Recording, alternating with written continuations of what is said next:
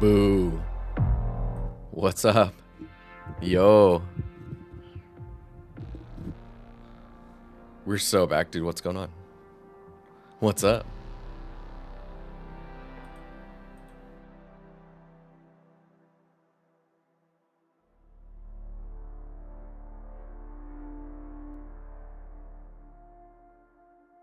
Heyo. Salabov, yo. Hey, dude, thanks for the resub. Ryujin. Yo. Dude, my hair is getting long. Look at this.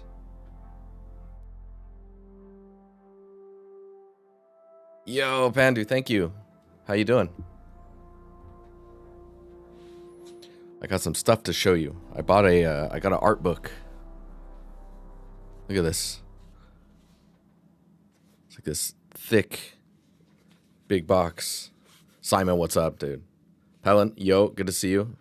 Thank you for the resub, Bart. Pretty cool. Look at that.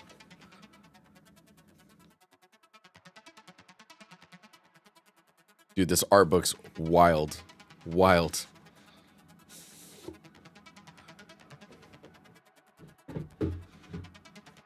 Because it's not just an art book, it's like the art and making of, right?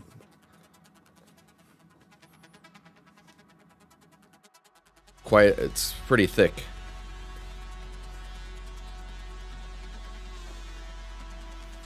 But they go full on, like talking about the universe of the, like how the company deals with universes and like all their brand and franchising. Let me see if I can find a cool page. I mean, all the stuff in here is really cool.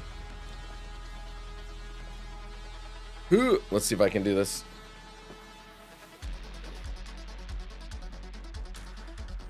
There's so much text in this thing.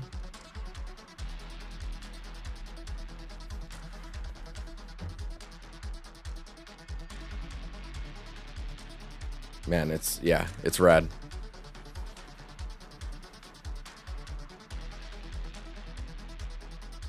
They talk full world building in here as well, and art direction, how they plan all that stuff. It's really, it's very in depth. Yeah, Simon, dude, I'm a huge fan of brush marks and those types of things. That visual direction. Yeah, look at all this text. There's so much written in here. I don't know how I'm gonna get through it, but pretty cool. Pretty cool. Yeah, I got extremely lucky because it's a reprint as well, so there's not really... It hasn't been around for a while. And getting it back in this box is brutal. There we go. Dude, man, thank you for the resub. So I'll probably be going through that for a bit. 56 months, man. That's crazy. What the hell? But yeah, my hair is getting long. I haven't cut it since November or something like that. I'll just drop the music here. You guys can bring on your own stuff. I'll make sure it's like ultra muted this time around so nothing crazy happens.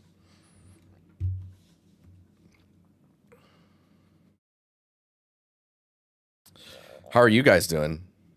Has it been okay without the streams and stuff? I don't know how much it like changes people's what do you call it? Like your day today. You know, if you're like used to catching a stream all the time and then it's just not there. I can imagine that can be a little weird. But yeah, that art book's huge for sure. You were on a bit of a break as well, were you? Were you just vacation or just chilling? It's good to take breaks, man. You got to have that balance. I think this break that I just took is probably the longest, like, fully, where it felt like I was really offline. Like I wasn't really thinking much about anything outside of where I was. If you saw me online in the Discord, it was me just like picking up on stuff and just seeing what everyone's up to. But then once I would put my phone down, it was like I was completely touching grass again and stuff. Yeah, definitely. It is, touching grass is very good for your mind, or oceans or swimming pools. And yeah, it was a interesting experience. My sister getting married and then going on like, I was around Cancun area and then, yeah, resort life with food and drinks and pools and infinity pools and whatever it is, beaches. And oh man, it was cool. Ruins. Saw some cool Mayan ruins. That was dope. Wipeout, good to see you, man.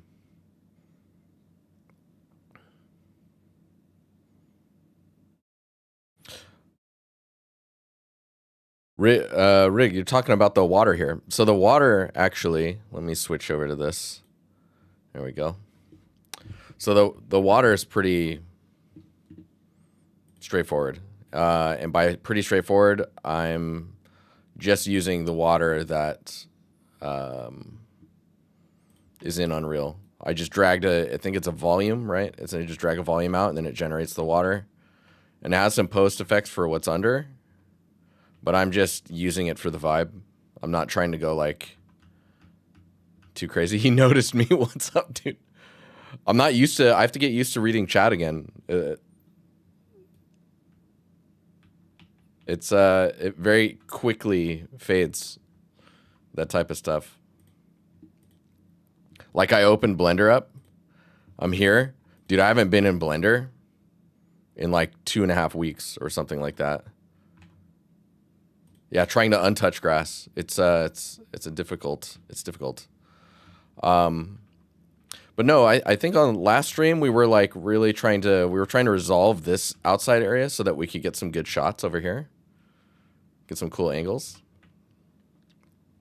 Playing too much video games. Nice, man. No, video games are great. Play those, they get you inspired, and then you can take that inspiration and bring it to your own projects.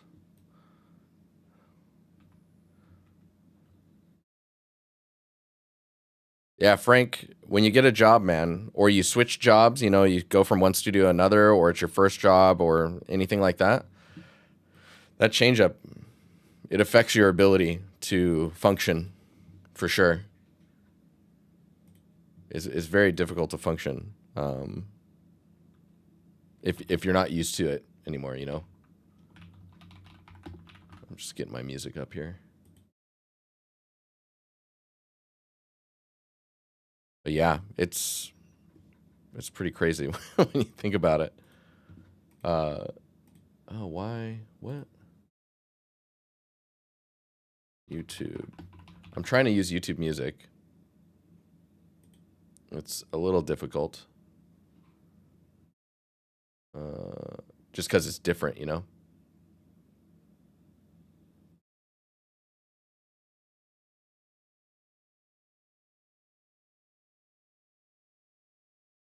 Okay. Yeah, so when you get a job, you definitely like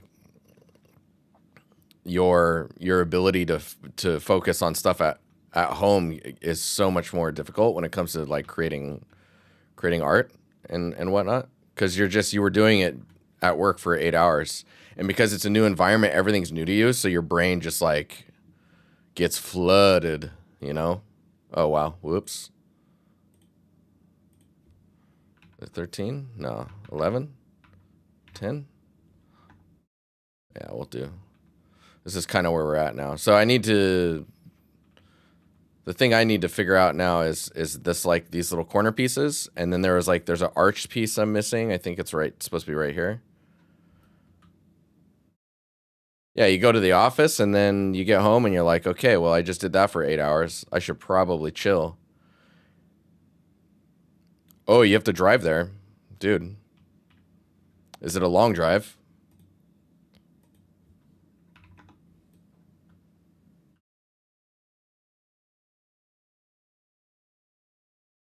Yeah, so I need to... These are all in now, I think. Right? Let me see. Yeah. Getting some normal info on there now. That's good. I feel like the moss needs like a clumpy AO. Like the texture itself. Like it doesn't really have the clumpiness.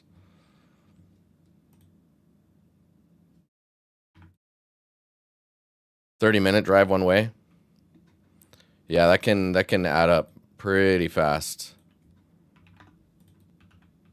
So I think, talking on the water just a little bit more. This water is it's just a water body lake, even though I'm using it like an ocean. It's just a lake volume that Unreal has, which I believe you can get to if you go to, is it plugins? Water? Yeah, water experimental. This is like old now, as far as I understand. I don't know if they're even using this anymore. Yeah, the best thing for creativity is not being creative. Like, if you're creative all the time, you're screwed. Like, you're screwed. You need time to chill. Look at this thing.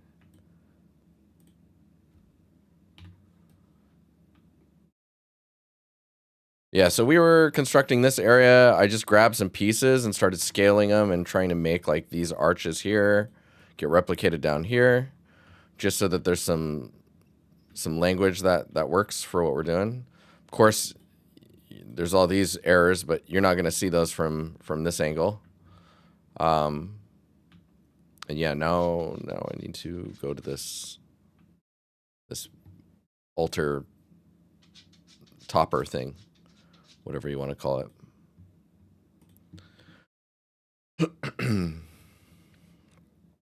You really want to switch to remote? Get through your probation first. Do they offer remote there? I know remotes, it's on the back foot right now. Hang on, doggo's scratching.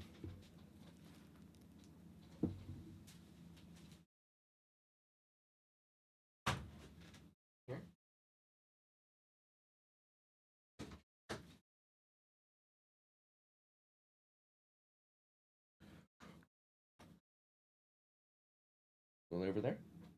Really done?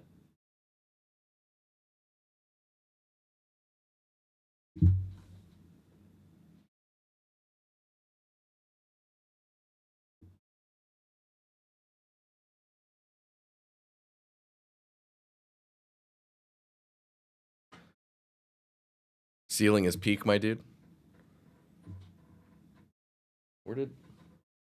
Hey. What's going on with the ceiling? What do you mean?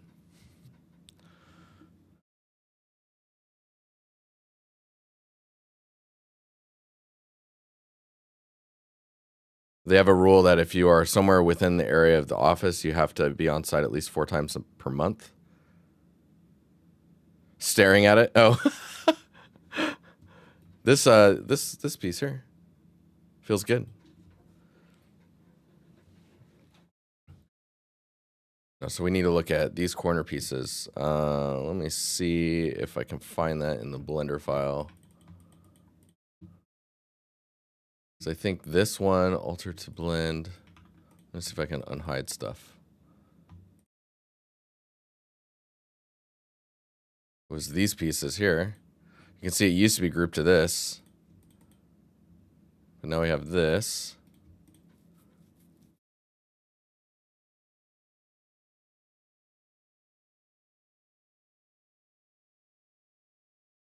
I don't think this is the file. Alter top. I won't save that. Let's see if this is the file.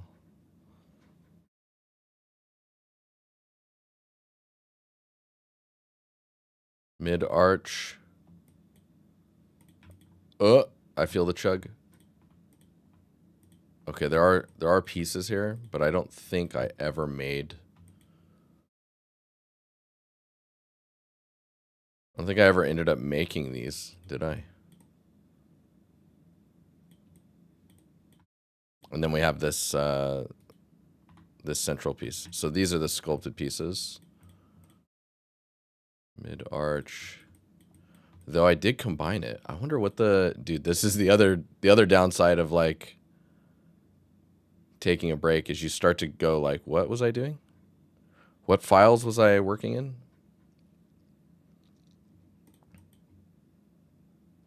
Because this feels like the same file, but we're definitely missing some pieces.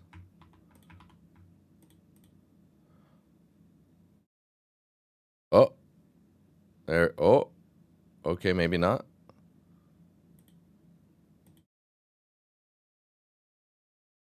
I can't even close the. Cool. Whoa. Aha. Okay. See, I don't even remember what I had done. So apparently this is done.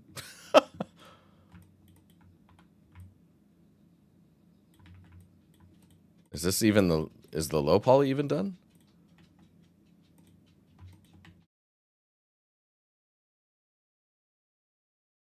Nice. Okay. That's hilarious. What have I done? Is it even unwrapped? Ah, nice. It is. Okay, it's packed with other things though. But I think the way I've set it up at this point, that is not the case. Let me hide these. Was it with these? No. Dude, that's so funny. Well, we're treating it individual now. So that is that. It has been decided.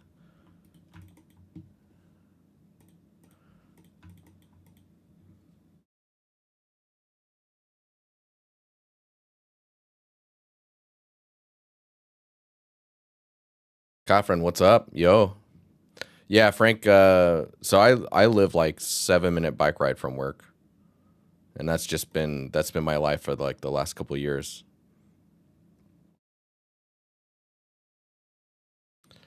Simon, it's a good question. Blueprint meshes. So in here, well, there's things are gonna get choppy here because my computer's like, what are you doing? What's going on here?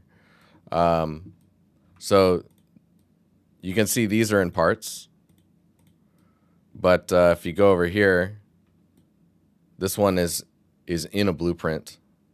That's just called a level instance component. You'll see also this side, this whole side piece, this is also a blueprint, right? You can see I've been putting pottery and stuff in here. That was actually a really good example of where I can show you what I was doing. So like, if I hide this, you can see all of these are not in blueprints. They're in their own blueprints, actually. So like this cluster here is its own like blueprint. And then I have a few other clusters. And if I press Control B, we can see that I've got some like, oh, is that not? Oh, weird. That's that does not select the exact. Anyways, I have a bunch of blueprints in here that are basically just packed level actors. So how you can do that is if we go, I'll just go over here so I can give you an example.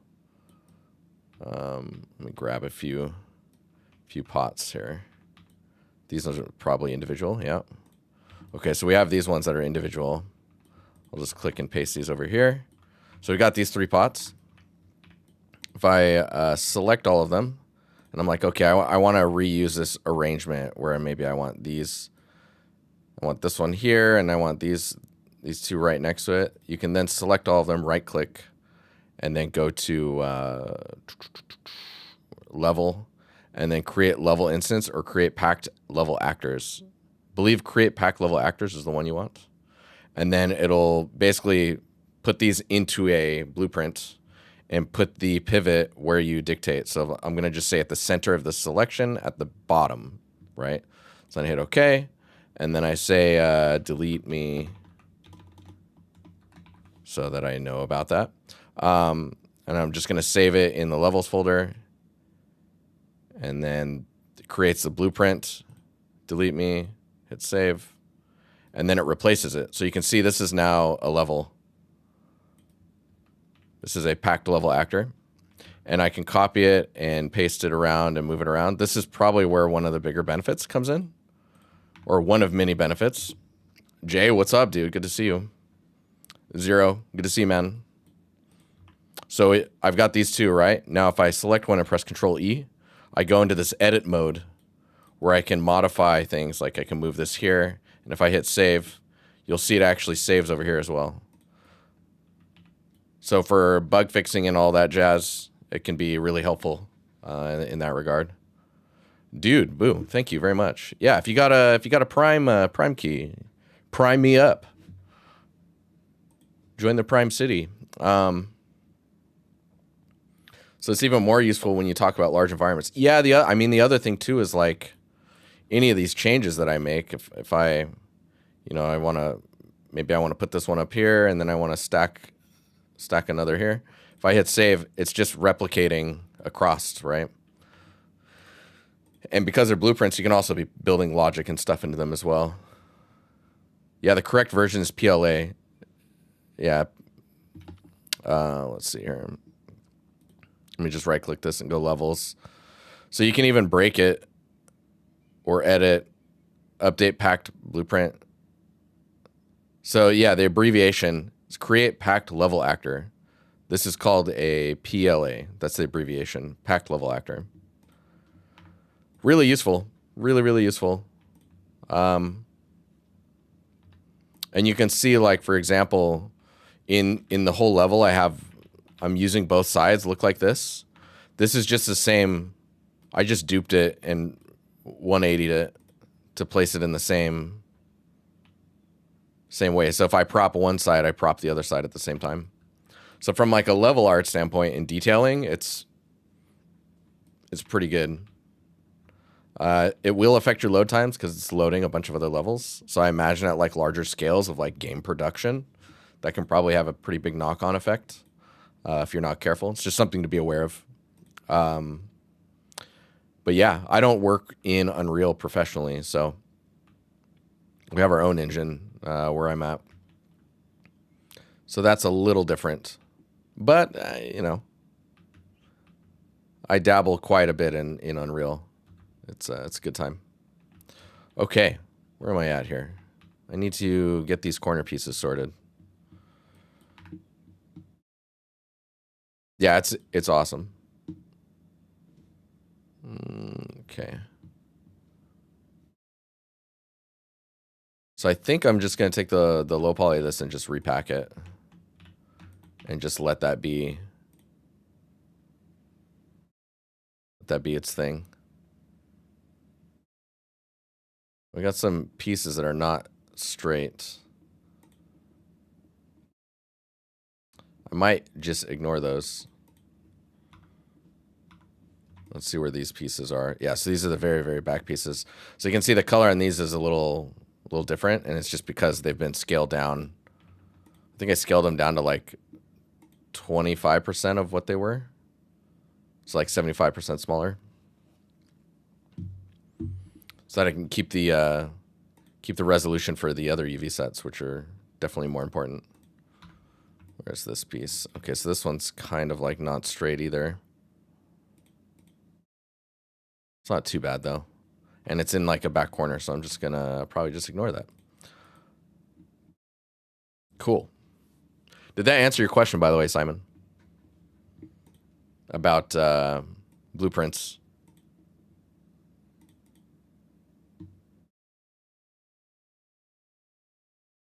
Oh, one thing I recently learned I have not had the time to like do is in Blender, there's a lot of these I don't ever click on.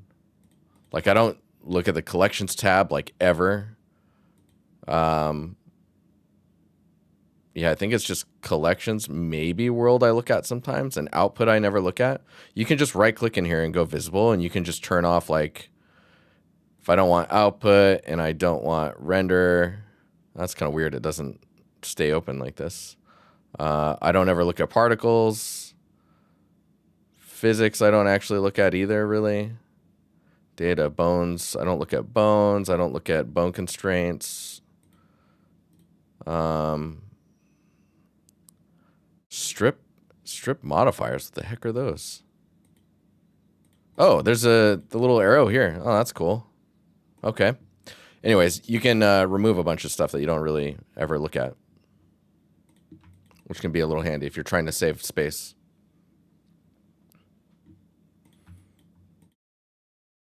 Okay, so we have this piece, which I think I'm going to move to its own collection.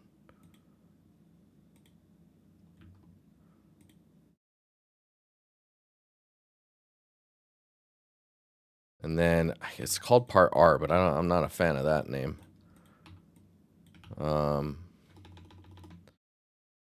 Top corner.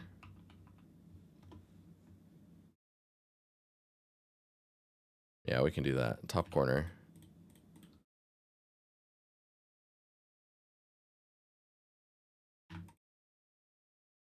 And I need to name the material that as well. Just because that's how Blender will understand. Or Painter. Substance Painter.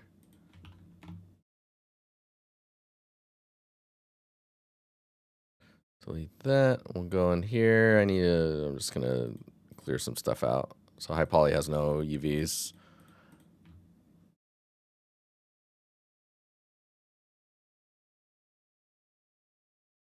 Oh, you did that as well, Jay? Dude, nice. Okay, let me export this. Alter.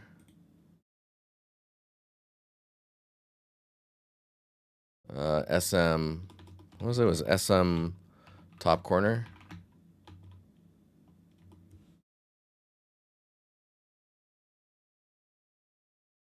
Get the low poly. Let's export that high poly as well.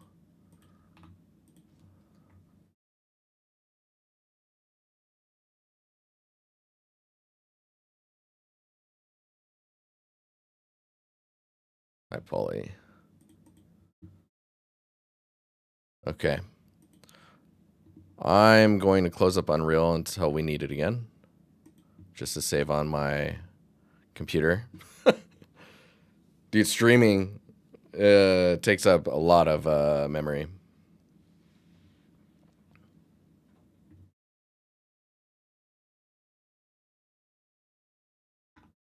Painter open as well.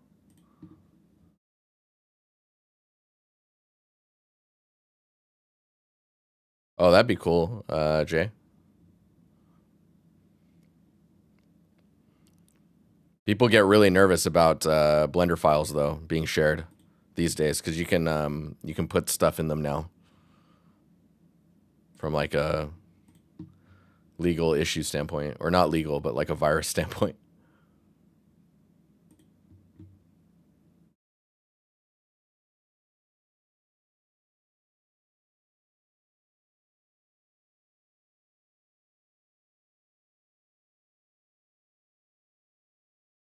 All right, let's bring this in.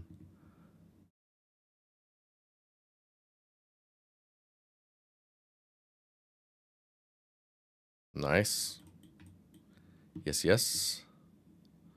Let's go to bake. Let's find that high poly.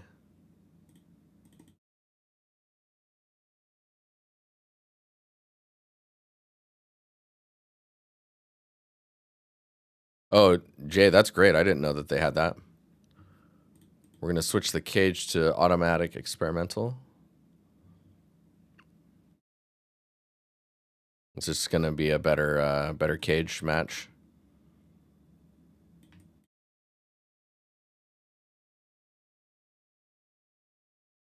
Did you see they're adding whatchamacallit, skew maps to the next painter? I don't know if it's this one or not, but pretty cool.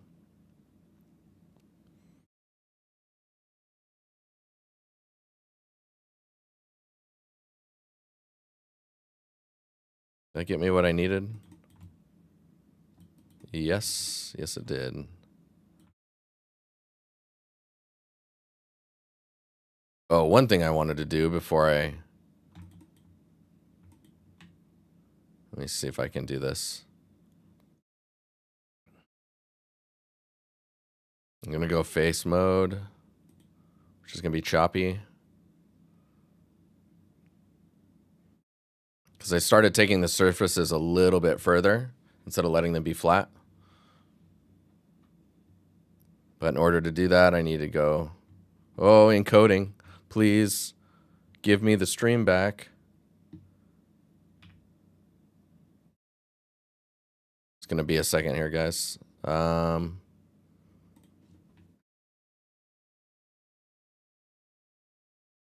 my God, come on.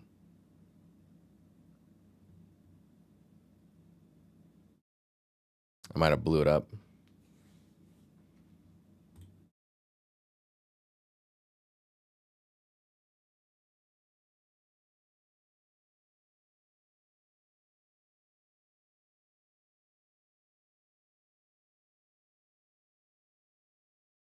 Do I need to get further away from this thing?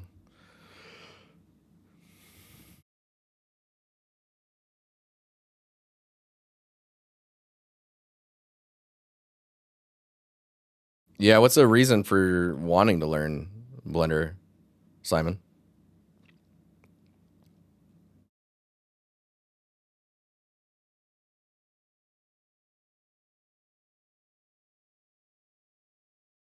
Okay, I'm going to go object mode. Do you guys know if there's a way to split parts without having to select it and then Alt-P to split? Like if I could just select this and then say split into parts.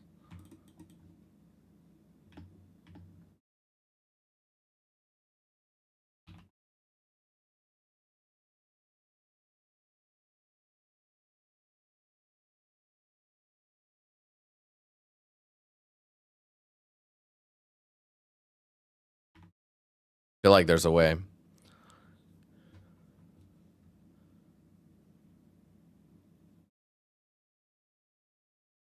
Helen, that's hilarious.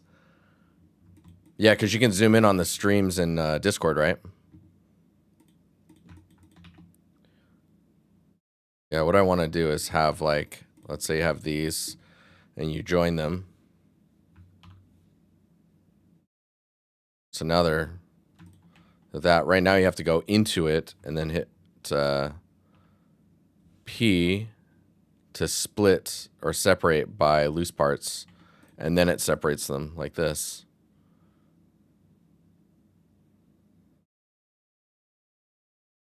Yeah, so I guess, Simon, the answer to your question is if you think it would be beneficial enough, you'll make the time to learn it, right? Like if, like with any tool, if you think that modeling, if you think it'll make you model faster, and if you think it'll be helpful to be non-destructive with the modifiers and all that, is more than just sick, then I say take the time, learn it. It probably wouldn't take you more than like, I don't know, a month, 2 months to start to get comfortable. If you use it like every day. Okay, I'm selecting everything, freezing the stream. Let's go. Loose parts.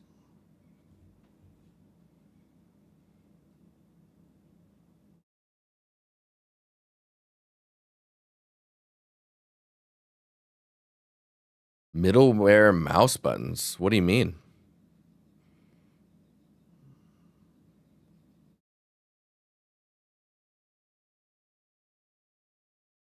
What do you mean by that? Okay. I think we split it all up.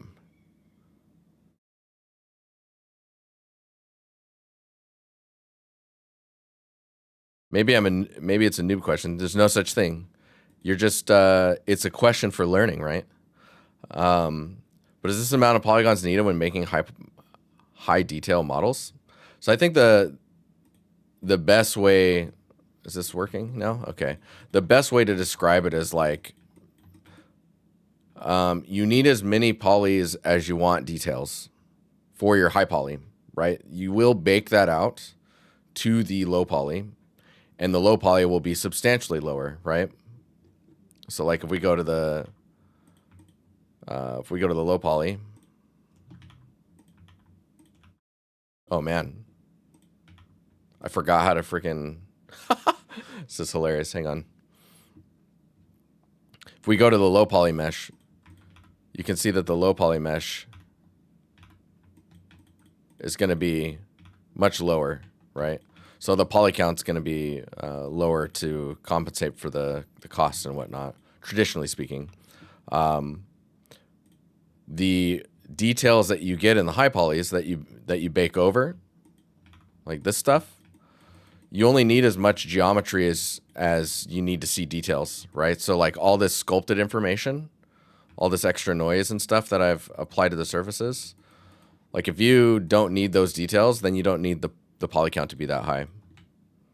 But like, for example, the reason I just split this out is so that I can sculpt a little extra surface detail. So for example, if I scale this up and stamp, you can see we're going to get these like extra detail on the surface. And the only way to stamp that down is to actually have geometry to do it.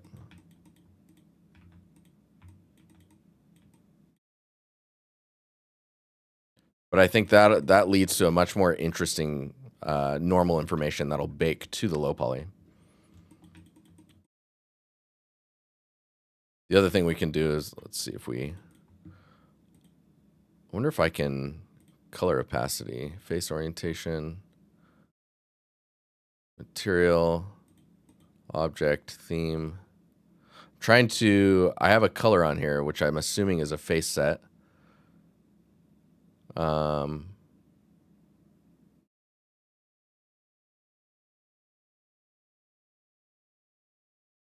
Can I delete a face set? I'm pretty sure I could. So I have this color here, but no worries. Can add other details, like if I scale this up. Let's turn this up a bit. These like pock marks.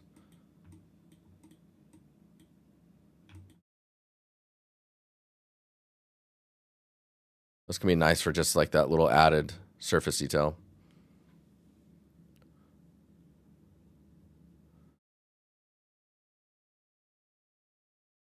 Yeah, if you can work in stages, start lower and then work your way up.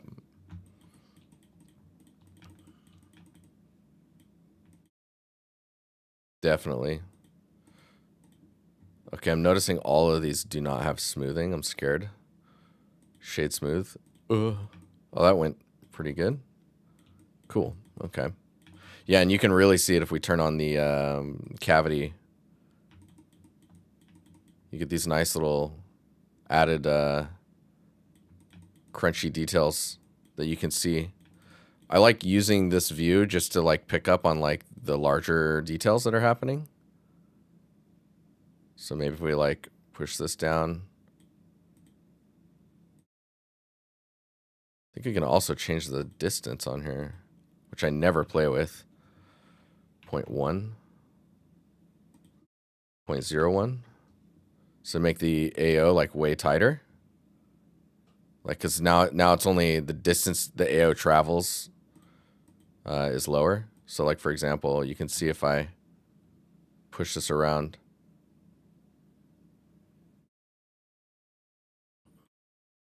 So yeah, now we're getting some nice, so it gives me a good preview of like what things will catch when we start to bake our like curvature maps. Seeing where our concave and convex edges are. Concave being like the inside and convex being the sharper outer edges. Jamie, dude, what's up, man? Thank you. Do surface detail stamps come with Blender, or are those something you made? I made these ones. You're talking about these ones here. These four? Or four. This group of them? There's not four there. Yeah, no, I made those ones. Oh, I noticed that the stream is getting clipped. Hang on here.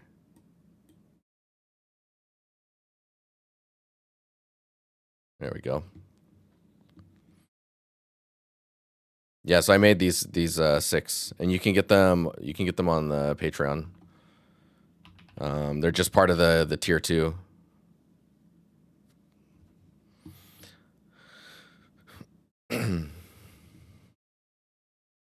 There's more on Patreon other than that as well. Just FYI.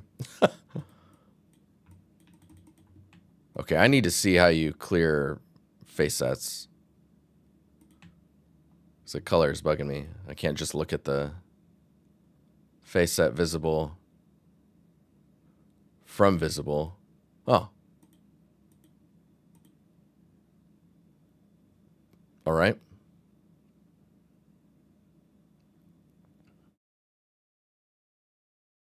Oh, you can do face sets by loose parts? Dude, nice. Okay.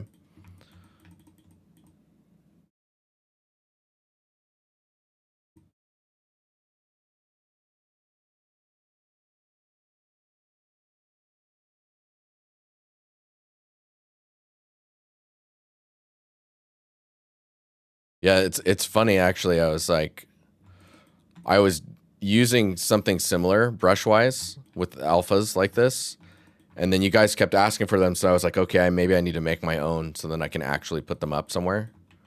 Be allowed to put them up somewhere, you know? And the thing that's funny is like these pockmarks, I couldn't really find something that looked good, so I actually painted these in like Affinity. And then from there, said that it was a height map, even though it wasn't a height map. I was just painting black and white to get the look I was wanting. So crazy.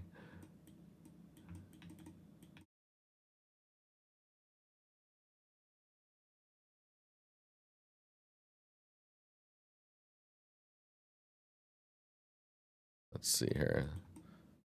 Yeah, there's some cool ones in here, and they work inverse as well.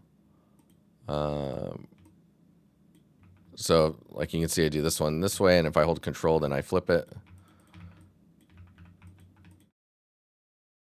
Can be useful if you want to go in the other direction.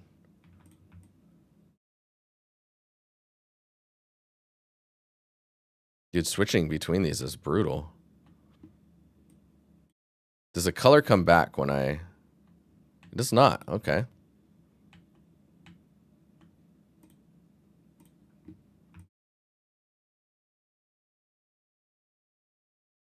Maybe I just need to deal with it. Accept my fate.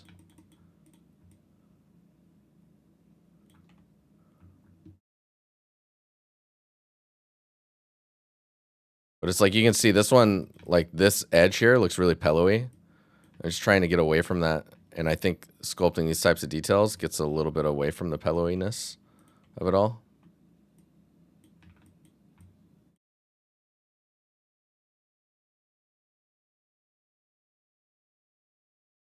Gives you something to anchor onto, I think, as well, when you start painting your, generating your masks. All right, generally, we're looking pretty good now, I think. Just go back here. Just turn this up.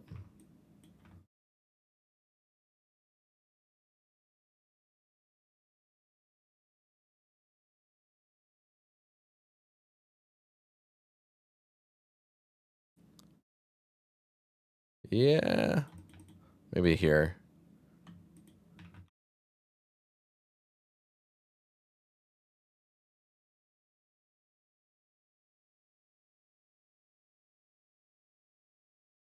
You don't really see this back area, right? These are the areas that we were saying were really low res.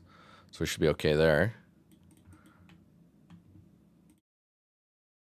Let's just do these types of...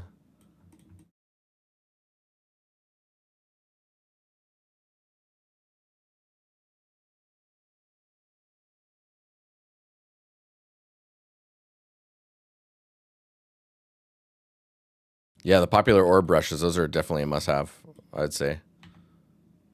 Oh, this piece right here is asking for some detail. This one.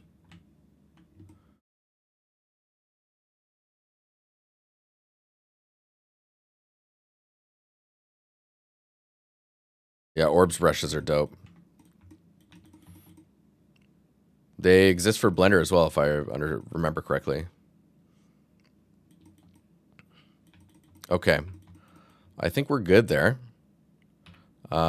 These are all separate parts, right? But that's fine, because when we export, we're just exporting to the high poly FBX. So it should just merge them together for us. Just give it a second here.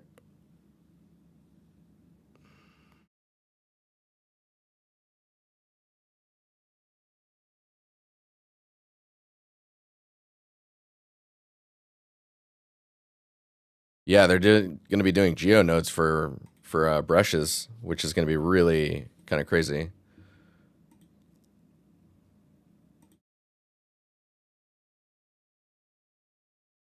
I'm going to do an anti-aliasing pass on this for the next bake. It's going to be pretty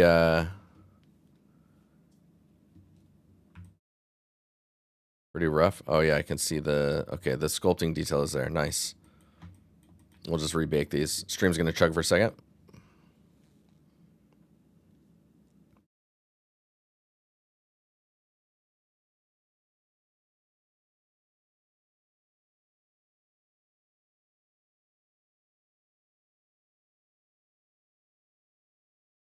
Ooh, a replacement for their decimate. That sounds cool.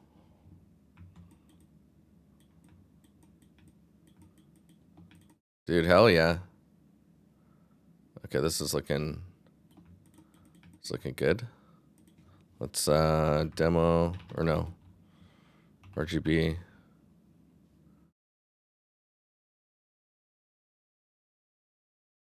think it's this one. RGBA setup.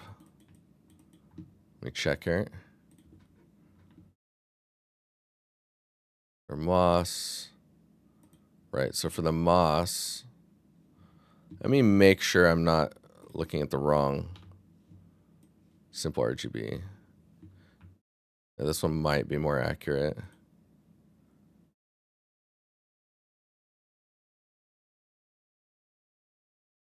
We'll check this one too, just in case.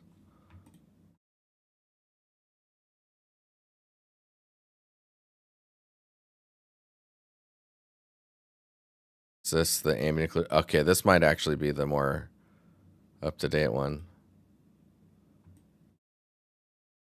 Yeah, so we got like a grime.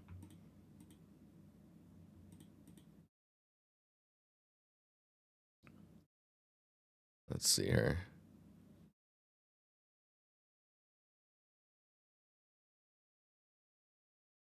Yeah, and then for this, we need to make sure that we have a user 0. Yep, cool. Color. Yep, nice. Okay, so...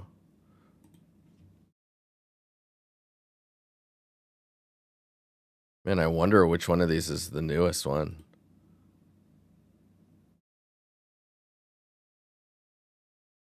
I guess I could just look in Explorer, right?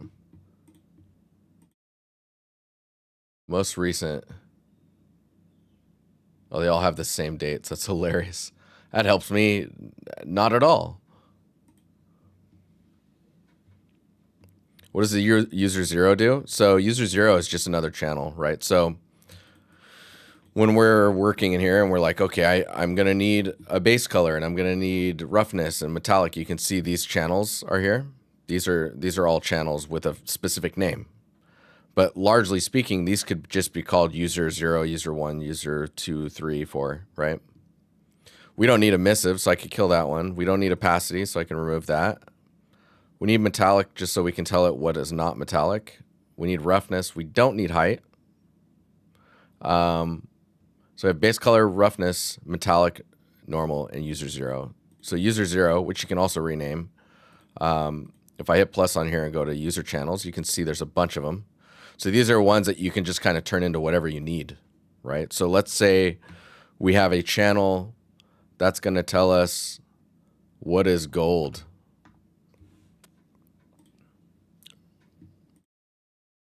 So then we can go up here in the single channels and actually view gold itself. And if it's black, it's no longer, it's not gold. And if it's white, it would be gold. And in order to affect that, you actually would have to be in the correct layers for, like, for example, if I press M, I'm back at material. I'll add like a paint layer, add to the very top. And then in that paint layer, I will say that it is just gold and it defaults to black. And you can see I cannot really see it here. Let me add a mask to it. Actually, instead of this, I'm going to make a paint layer. It's going to be easier to demo. So if I start painting, and I'm painting on this layer, if I turn all these off and just turn gold on, you can see I'm not affecting anything. I might have messed something up when I was trying to set this up too. So give me a second here. Paint layer, just gold. And I'm painting and you can't see it. But if I go to the gold channel, it should be visible. No? What?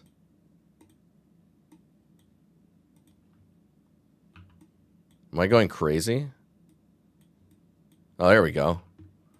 Oh, right, because it's a paint. I need to have, I'm thinking in fill layers. So if I press M, yeah, you can see it's not there. But in the roughness view, this is what roughness looks like, which I believe is because there isn't anything set to roughness. Yeah, so if I set like base roughness to this, that's what it'll be. Because something is being applied to that channel. And you can see there's the gold channel as well. So if I go to gold, this very bottom layer is at the very bottom of the stack. At the top of the stack is the paint layer, and it's set to gold. This bottom layer is set to gold. And I've said that at the bottom, I want gold to be black. And then at this layer, whatever I paint in here is what will be the value. But remember, it's like alpha'd. Like this. Whoa. Hey, hang on. Are you okay? Nothing there. Okay, hang on. You need out?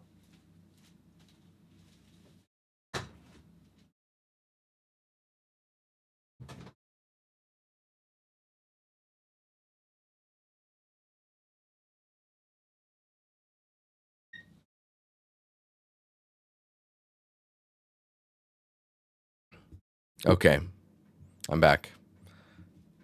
Yeah, so you can see like this is separate from the rest of the layers because this is under it, right? See, if I turn it off, then you're just seeing whatever I was painting on this layer. So the reason I need that is because I don't need this top one, but I need to make sure I have this fill layer at the bottom because this dictates and says what everything is at the base level minimum. You think the dog doesn't like the pipeline? Wouldn't surprise me. Yeah, so if we go to like the exporting, you can see in my exporting maps, I have ORM, right? So I'm packing the ambient occlusion, the roughness, and the metallic into an ORM map. In this one, which is called Meg Denim, this is moss, edge, grime, and then detail normal. So moss, edge, and grime comes from the base color, and the detail normal is coming from user 10 in this example. So if I wanted to make sure that my detail normals are being controlled well, wonder where I'd want to put that. Essentially, I'd want a fill layer that's just detail normal mask, and then color. Let me see here. I'd need to go in here and then add a user 10. And then this one, I would just make sure is set to user 10. And by default, it is white. And then I would make a mask that is black. So that way I can tell you where detail normals are going to be strong and where they're going to be softer. I can probably set that up in another way. But yeah, if I go to user 10, that's what you'll see, right? So the fill layer for user 10 needs to be black. This one is set to white, but with a mask, so that way I can paint. And this is what will export out to my user 10 channel. How do you keep learning and experimenting with new stuff? You have a hard time trying new workflows, and I always get back to my old ways of doing stuff, even though I know they are not the most efficient. That's an interesting question. I mean, it's a good question, a really good question. So just reading your message, you have a hard time trying new workflows. I guess it's because you want to, was it Muhammad? Dude, what's up? Welcome. Hello. If you're wanting to try, okay, what you're saying is you have a hard time trying new workflows. So you should take that and ask yourself, why do you have a hard time trying the workflow? Is it time? It takes time. Is it uncomfortable to do something that you're not used to? You know, like listing out, really understand what is telling you why is this hard. And then you say you always get back to your old ways of doing stuff. And then on top of that, you even say that you know that they are not the most efficient. I think the thing that drives me is curiosity. And ultimately, if I really change my workflows in the future, and like as I experiment and try stuff, I will change the way I'm working if I find that it's either more fun for my personal stuff, or in the work environment sense that it's more of a efficient way of doing stuff. Like if it's going to cut out like a few minutes of processing time of me clicking buttons and doing things at work, of course I should do that, right? Because that's going to compound over time. You're new to Substance Designer. What do you recommend? Or Substance Painter? Oh, so honestly, their resources on their channel are more than enough. If you try and do, this kind of dives into a even deeper topic that I have very strong opinions on. Ziggy, what's up? Good to see you. Yeah, streams are back. Let's go. It's very easy to get into the cycle of just tutorials and going on YouTube and looking like, how do you do this and how do you do that? When we don't know what that person that's showing you their tutorial, we don't know what their experience is or what their understanding of like how it's, what the standard processes are in the industry currently, because those are always changing as well, right? And it's also studio to studio. But I would say learn the tool and try and just texture the thing. It sounds weird. It's like texture an object and then get feedback on it and learn, instead of searching for tutorials on like how to do something specifically, which you can totally do as well. Try and do it with the resources that the tool gives you, as well as like their learning resources. Any big like streamers or artists that post courses, those ones are going to be really good as well. ArtStation Learning is also extremely good. Yes, 100%.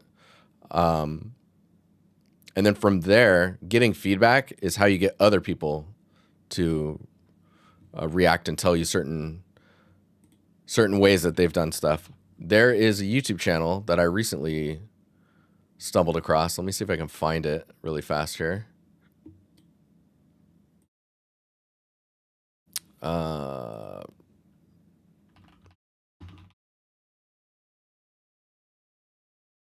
The way that this guy was explaining it, I actually hadn't seen very many people, if anyone, texture this way, or at least share that they were texturing this way. And I was like, oh, that's intriguing. Oh man, where the heck is it? Dude, jump in. Johnny Nodes is great for designer. For painter, Johnny Nodes is not, because he's just looking at designer. Dude, I bet in painter he'd be pretty crazy as well, though. I'm trying to find this video. It's killing me slowly. Here it is. This guy's work's quite interesting. I'm gonna drop this in chat. Yeah, Johnny Nodes is dope, man. The way he describes and explains things is awesome. I like his approach.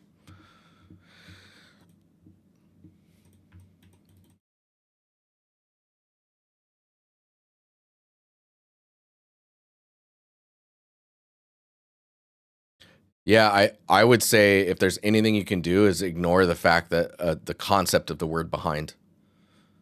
Because, like, if we want to get super philosophical about it, you're always behind. Everyone is. And the moment you think you're not behind is the moment you're not looking at reality. There's always something happening. Always something changing. Something amazing occurring. And you're never behind your past self, 100%. That's why I always say, look at your work.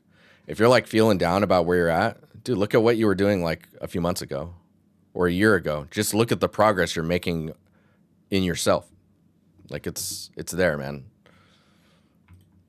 Okay, I need to set all this stuff up. We've got, I feel like this doesn't, you know what? I'm deleting that. What I'm going to do, I'm going to save this. Top corner. That was really good questions, though, you guys. Do you have any others that are like you feel like you want to ask that maybe you either never ask or you don't feel like there's a right time to ask? Just say it. Let's react. Okay, what I'm going to do, I'm going to open up the mid-wall piece.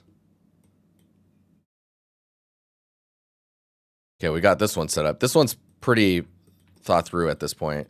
You can see this is our mask for Martin. Dude, 106 months? Wait a minute. Do you have more than Forceling? Dude, that's crazy. I was thinking about you literally last week. It's like, I wonder what Martin's up to. Dude, that's wild. I hope you're well, man. Yeah, so we've got our moss layer. We've got our edge layers. And then we've got a grime layer, which is set into a few different layers here. So we've got this dripping one, and then we've got some like cavity ones. No way, that's crazy. What do you mean? Oh, the 106 months?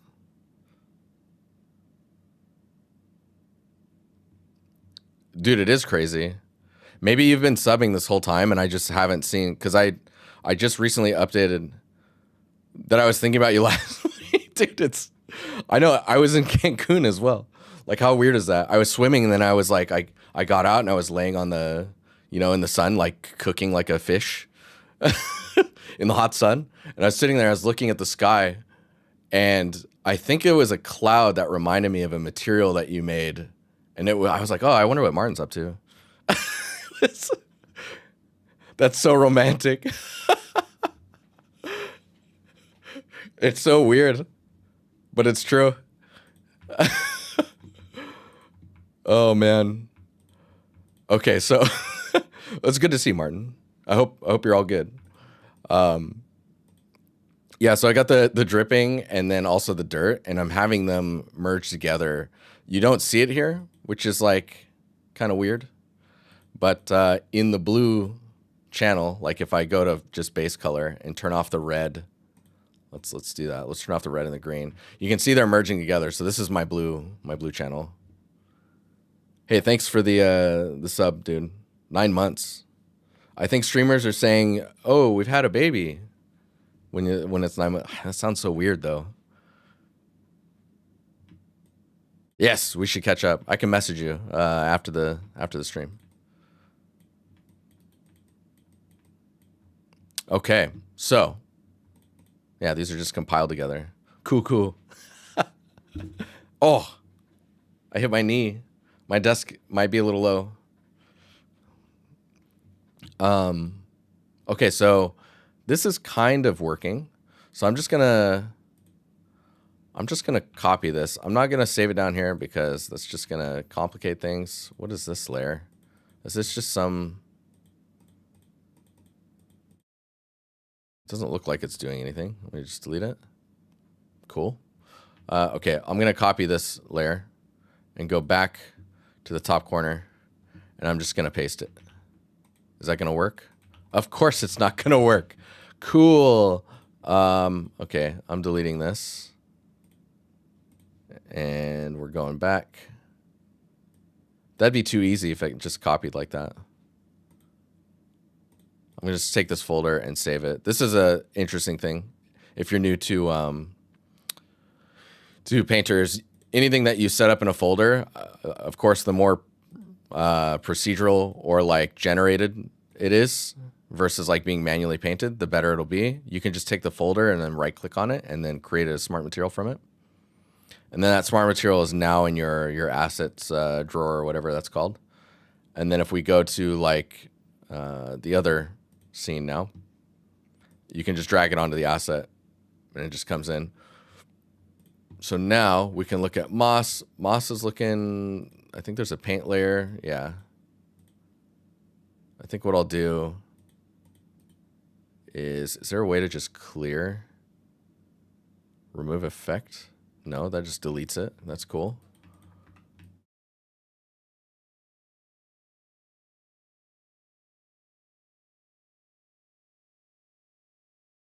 Ha. Okay. Then what I'm doing is I've got an ambient occlusion because I'm like, oh, the moss, maybe it builds up in the little cracks and stuff, right? So I just do a levels and invert the AO. I bring in like a fill layer. I point to the ambient occlusion map that we baked. And then I just do like a levels and try and like push the range. And I'm going to keep it pretty subtle because it like really builds up quickly. And you want to keep that kind of subdued. So we'll do that. And then on top of that, then we can paint a what? Oh, right. I have a multiply, so it's only going to remove. Let me do overlay. No? Additive. Where are we at here? Linear dodge. Cool. Cool. Nice. Let's...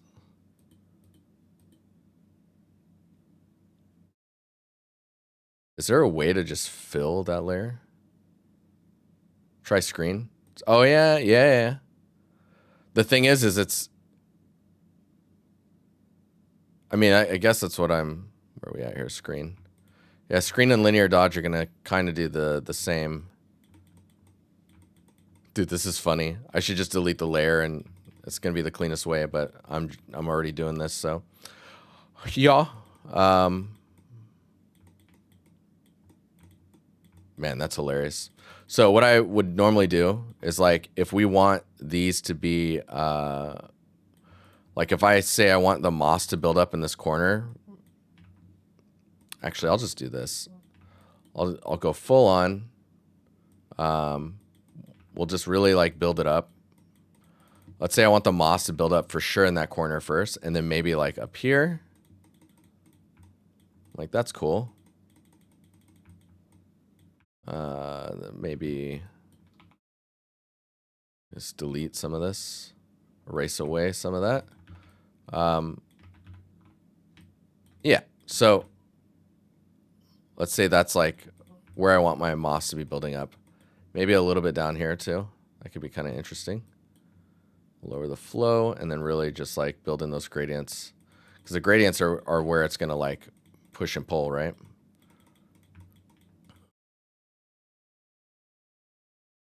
Just make sure we get some good gradients everywhere.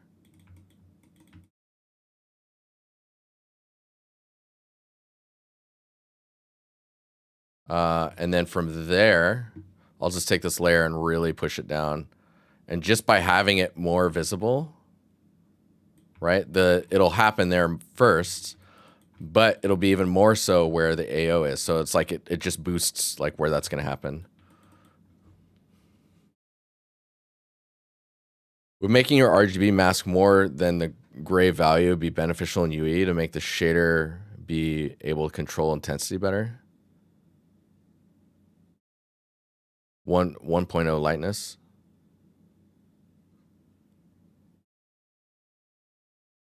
So when you build the Unreal shader, it'll recognize those crevices or corners and cracks. Yeah, because it's looking at the texture, not the geo, right? So it's just looking at the pixel value, and it grabs onto the brightest pixels first to start propagating the moss. So if we now have this, I think this is even still a little too strong. We just need it to be more than the rest, and this will react faster.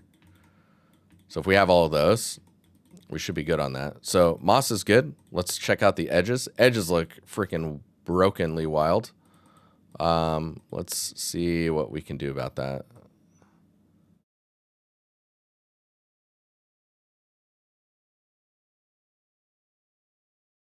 We got some like wall dirt stuff here too. What is this one? I have to like dissect what I'm doing here. Okay, so we don't need this. But this one is like volumetric, or yeah, it's volumized. So it's like being projected. It's like triplanar, right? Which I really like working with masks this way, because then you get some nice like natural fall off on stuff. So that looks kind of cool. Now we need to tune these edges,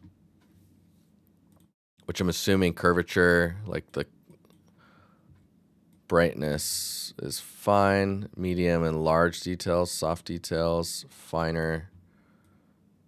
Yeah, because you want the edges to pop, but you don't want them to be like crazy. And then we have this. What is this? Balance. Yeah, maybe.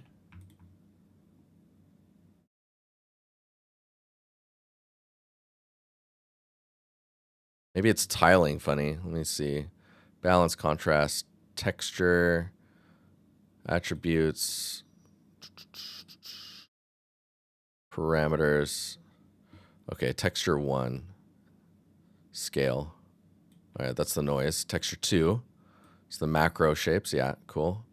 Okay, I remember why I added this one, because it adds these like cool little areas of difference. It's triplanar as well. And then I guess we can just like, it's subtractive? What the heck is that about? Interesting. Okay. Dude, Boo, have a good one. Thanks for hanging out. Thanks for the resub as well. Yeah, so I'm just making these masks in Painter. I'm not even really texturing outside of like just really focusing on mask detail. This one is really blurry though. Do you notice like just the resolution looks really meh? Let's see what textures we have that we can push around. Okay, there's no scale in that one, no texture. Oh, there's textures in this one. Okay.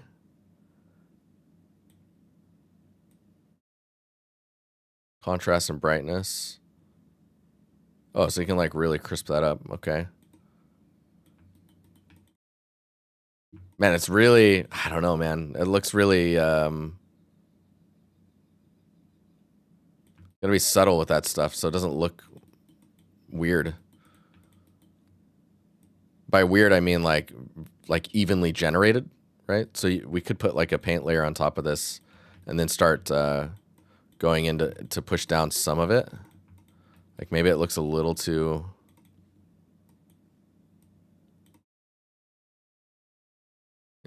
generated in some areas. You just kind of remove those out.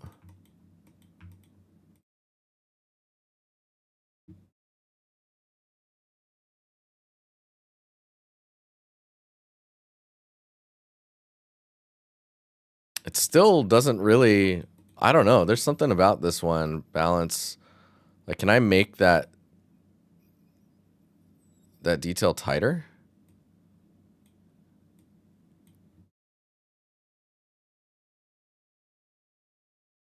Texture 2.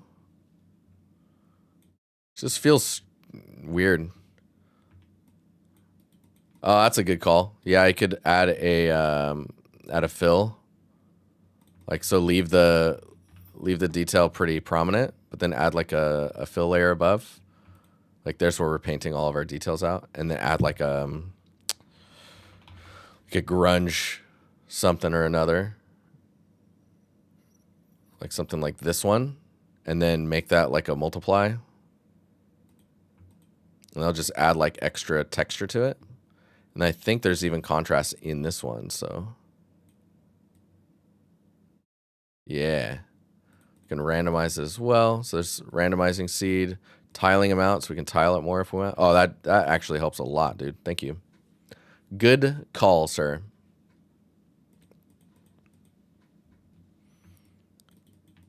Because I still want to get little highlights on some of the edges in the mask. But you want to overdo it, right? So now let's look at the blue. So we got the dripping one, which is probably, like, I need to make sure it's fully encompassing. And then, yeah, let's see here. Do something like that.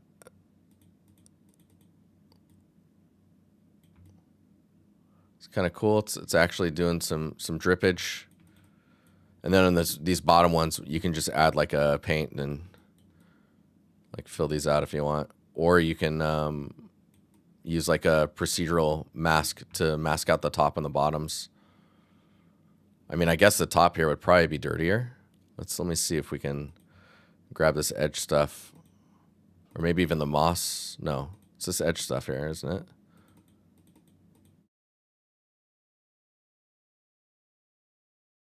Yeah, this wall dirt one. If I copy this and then go back down to drips, paste that here. And then instead of it being here, can I rotate it? Dude, this rotation feels so weird. There we go. Can I do this?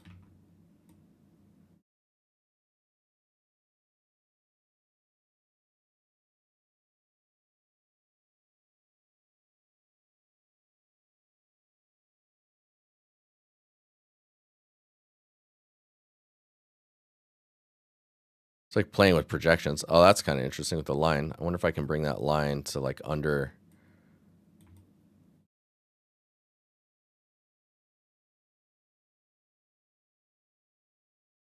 Or just tone it down. So there's info up there. That's probably good. This area is weird. Where are we at here? Just bring the paint layer in. This stuff here is kind of strange. I'm just gonna do that because it'll. If we ever get an angle on that, you'd see it and your brain would be like, wait, but how? Why? Breaks the illusion, you know? Cool. And we'll have to check the scale of these drips to the other assets that have masks as well, because I think I'm using drips everywhere. Is there anything better than RGB masks for doing this job? I mean, for adding variations in dirt in environments. Yeah, you could use mesh distance fields to help you generate masks automatically in the shader based on when geometry passes through other geometry. So like if a rock passes through terrain, where the terrain meets the rock or where the rock meets the terrain, it'll make that mask, and then you can build off of that mask inside the shader. So you don't even have to bake a texture in that regard. And all the logic's built into the shader to try and like break it up to make it look more natural. So distance field masks are really fun to play with. It's how you get the water ripples with like a time node. So like a character standing or touching the water and you get a ripple from that point. That interaction is because of a distance field.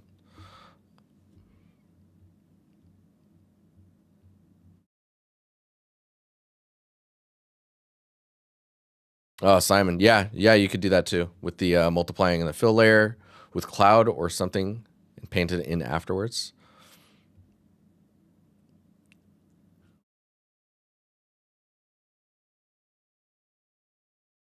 Yeah, distance fields are pretty sick.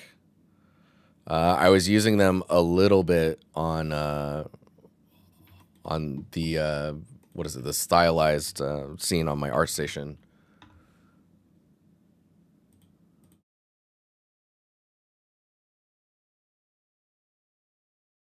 So like I remember in your recent piece, your let me see here. So this scene. So you see this gradient going up the wall and all the like splotchiness to it. So that splotchiness is just a mask that's being multiplied over a distance field gradient that's happening on the walls that meet the terrain. So those aren't even masked in. Like these ones here, these are all part of the mask. But you can see there's a gradient coming off of the terrain.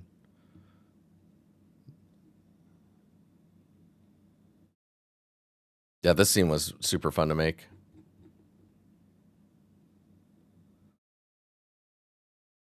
Very outside of like what I would do texturally. I can drop this in chat. Okay, so we got the drips. This is the dirt layer. So the combination of all of it, if I go base color and just hide the red and the green, this is kind of what we're looking at for the dirt layer.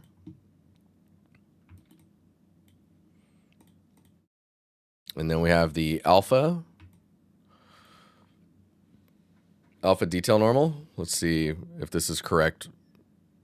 Grayscale.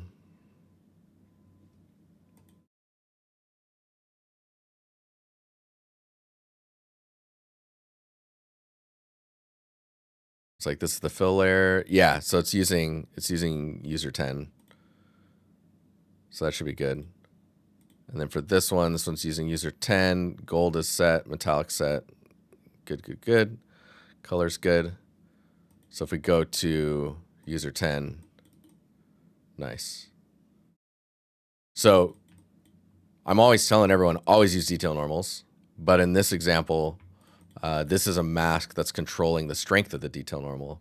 So you can see where it's fully black, it would have no detail normal. Maybe we want to make sure that you always have a little bit, so we can like turn this up a little. But when it's fully white, it'll have the full strength of detail normal. And by full strength, I mean the full strength of the normal itself, not boosted or anything like that. You can still in the shader boost it, but yeah. So let's go in and get this exporting and see if we can't get this into the scene. And also, let me make sure. Okay, this file is good. I'm gonna just save it.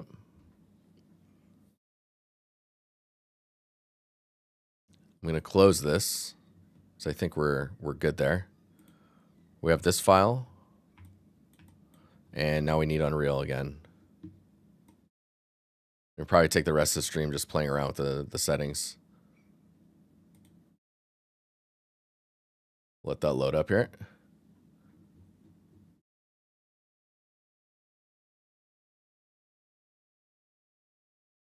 I'm going to message Martin before I forget.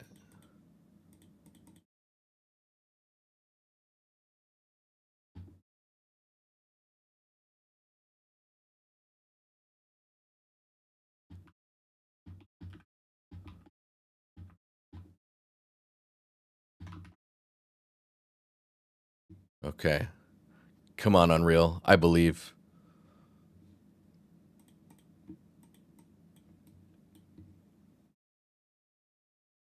We'll just go to the construction level.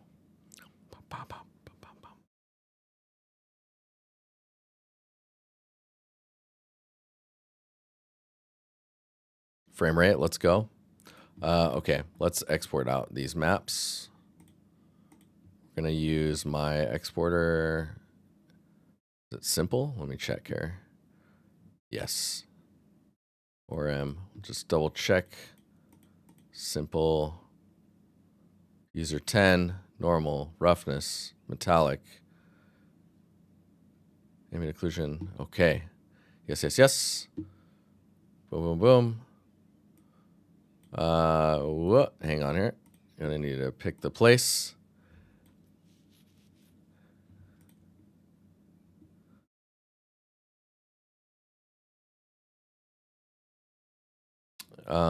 Place.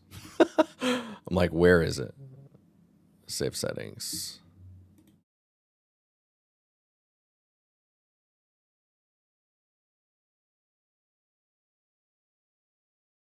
Okay. Export. Do. Oh, nice. I didn't freaking cool. It's been exported to the painter folder. I don't know.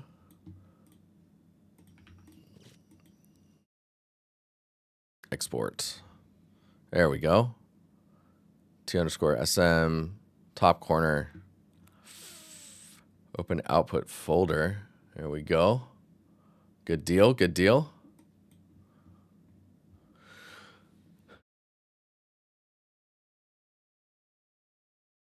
To the project's path. Yeah, what is that about?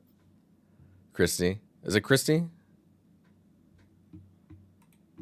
Yeah, what's that all about? Like, why wouldn't it save that?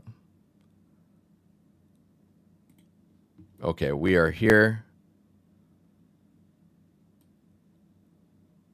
Why are these all wildly mossy? Are they like that over here too? What the hell?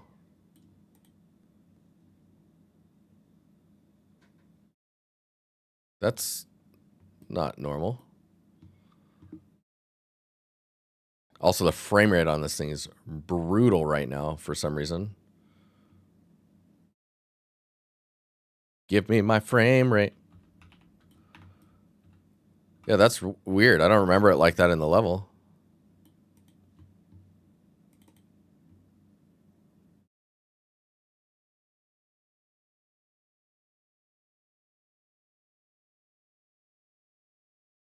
There's a shader with all the stuff I have exposed. Moss amount.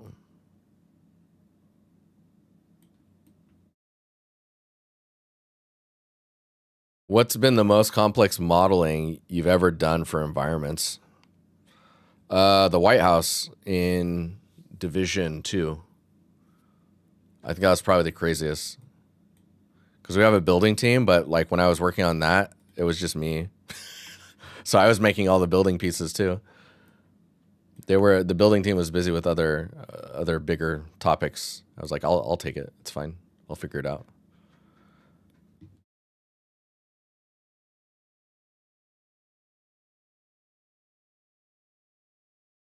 It was pretty fun. It was a lot. It was very busy. Let me see if I can find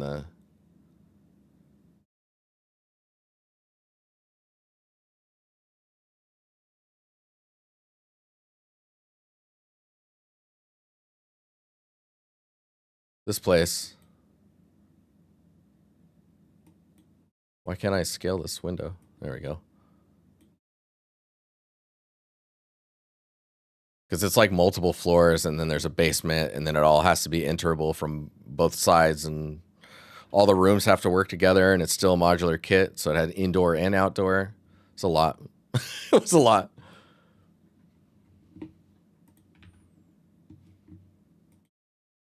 There's actually a ton of reference material on the White House. You can even run around in it in Google Maps, weirdly enough.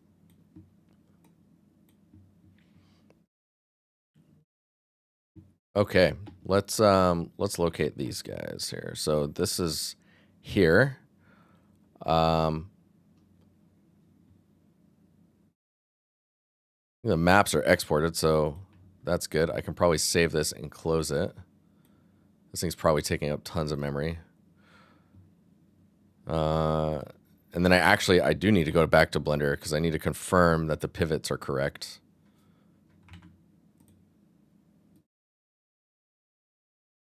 Yeah, so you can see if I select this, the pivot's down here. Like, wait, what?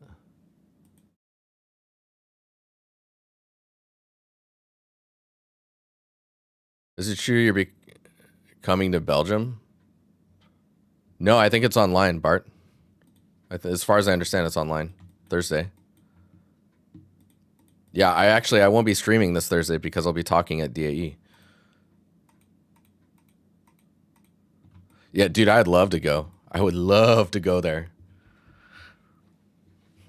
I think it'd be really cool. I want to start visiting schools. I don't make enough time for it, and I need to. Been talking with Polygon as well about going to visit their school, which is pretty exciting. Okay, so low poly.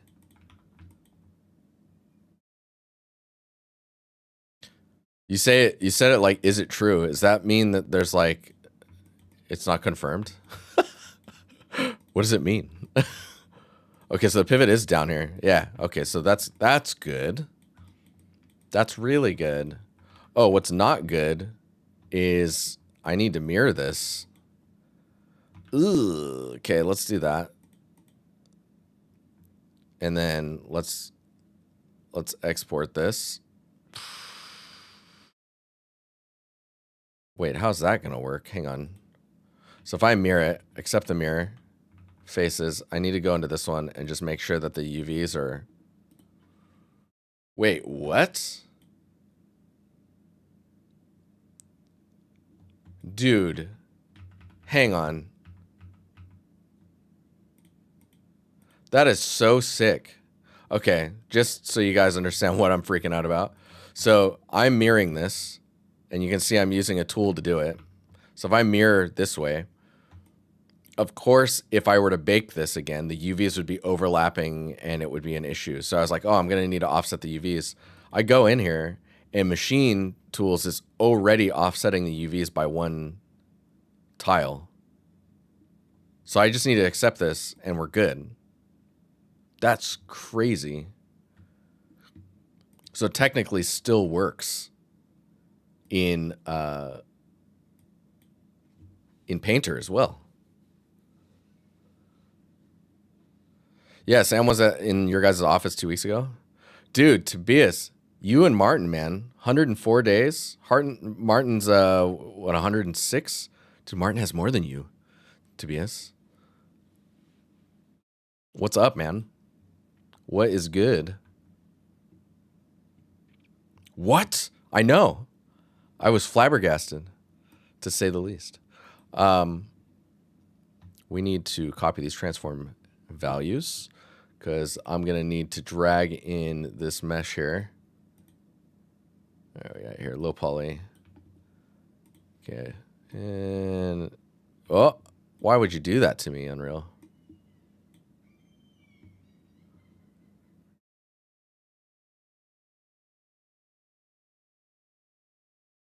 There it is. Boop. And then we'll just shift paste that into position. There it is. Can I just mirror this or rotate it around? Yes, I can. Very cool. Okay, I'm going to grab this one. I'm going to locate the material and duplicate it, rename it to this. So There you go. Duplicate. We just want to call this top corner, right? Okay, I'm gonna open this up. Oh no, default material, I'm so sorry. Why would I want to modify the default material? We want to open this up. There we go. Okay. Got our mesh. Got our new material. Boop. Okay, new material's on and broken because it's using all the old maps. See? Looks so good. Next gen. Okay, now we got to bring in the maps.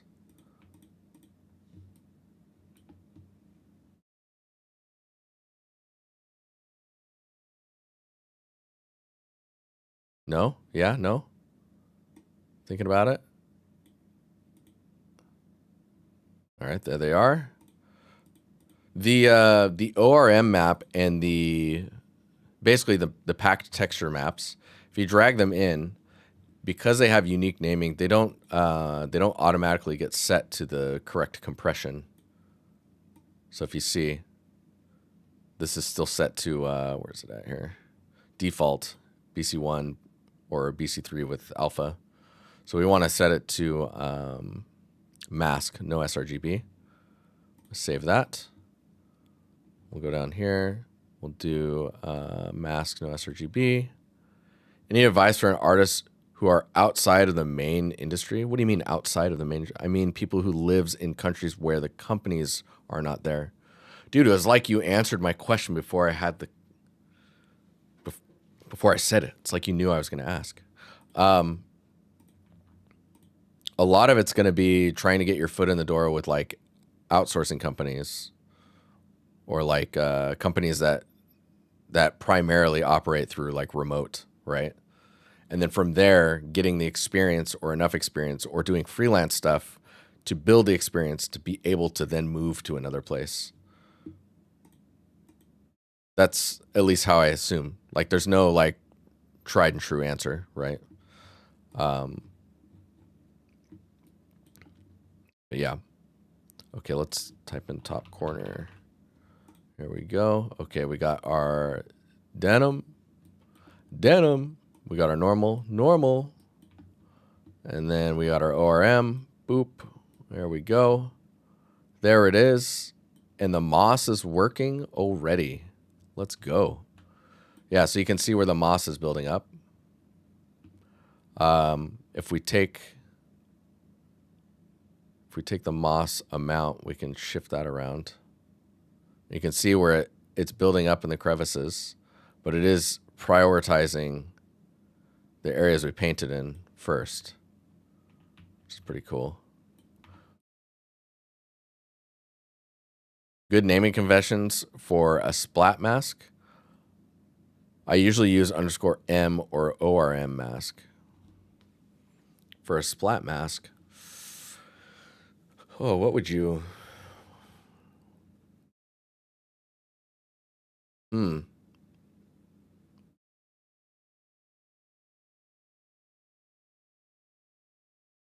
For ORM. Wait, I don't understand what you're asking for then. A naming convention for a splat mask.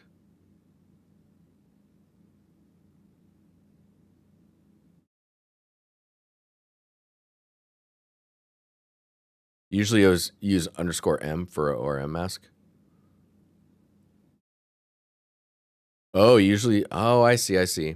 Yeah, I think the only reason I don't is because I want to know, like, if you have different types of ORM, like packed maps. So you have ORM, right, which worked. But you can see when I brought it in, ORM did not have the correct compression still.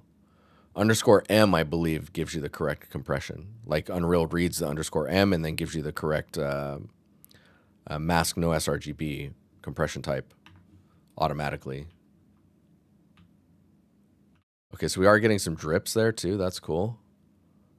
They are visible, and scale-wise, they feel okay with the rest of the stuff. You can also see like, oh man, if we go into color view,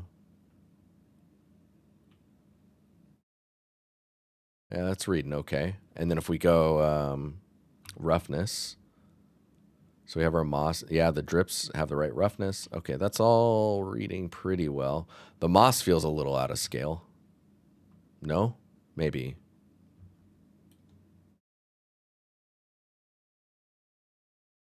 Think if the moss was bigger because you're down here, it might read a little better. Let's see. Moss tile. Yeah.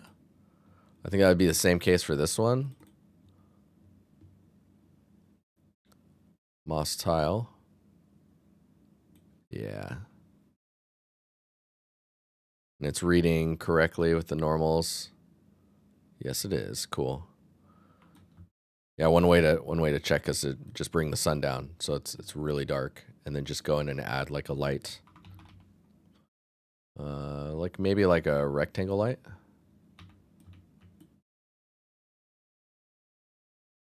And then just make sure that it's bright enough.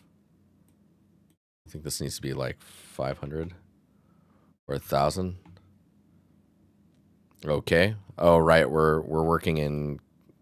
We need to be in lumens, which means we need to be at like. I'll just do 50,000. Yeah, it looks to be working. It has like a really nice glow to it. So if I bring this up here.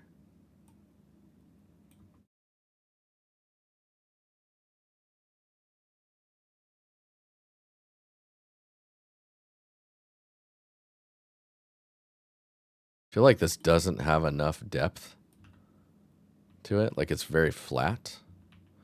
Like maybe not with like a light being super close to it. Let me see. I'll bring this up to like 100,000.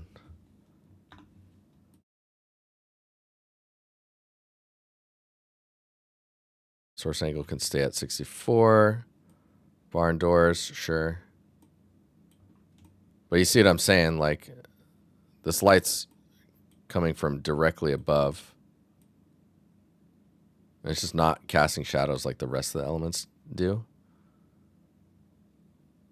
You get to get really harsh angles. This calls for outdoor stream to steady the real life roughness of moss on rocks. Dude, I've thought about that. Going on hikes or just walking around in areas and just streaming it and just talking about how I look at stuff. I think that'd be really fun. A touching grass series. You can see the depth on this is pretty nice. I mean, it is displaced, so it's like, yeah. Oh yeah, we're getting some nice edge errors there as well. I wonder why we're getting that. Let me open this up. That doesn't look right. Are we recalculating normals, maybe? Recompute normals. We turn that off. Reimport. Nope. Nope. Nah. Let me see. Recompute. Yeah. We gotta apply the changes to it. There we go. Reimport. That's much better.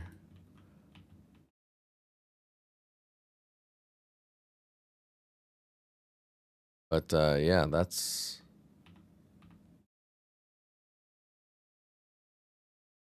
a little sad, I feel.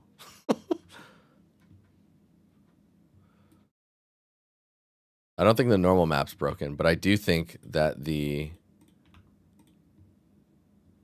high poly just doesn't have the depth that we're wanting. Yeah, so you can see like it just doesn't have the, which I mean isn't very difficult to change now that we have all these pieces split out. We can take these. Of course, I have to select all these. Can join those. You just push it back more, right? Oh man, but there's a whole backing to the...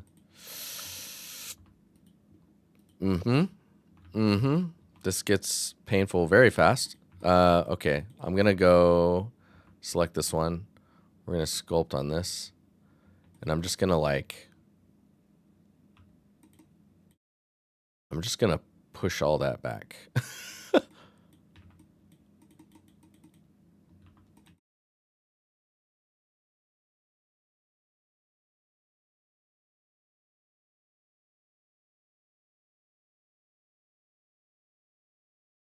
It's like reveal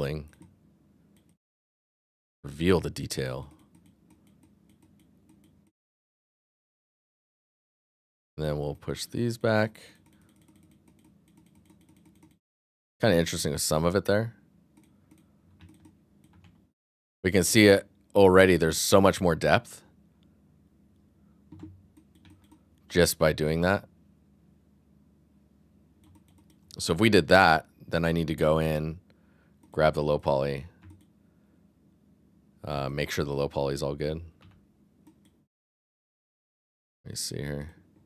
Let's grab all these, grab this, the low poly.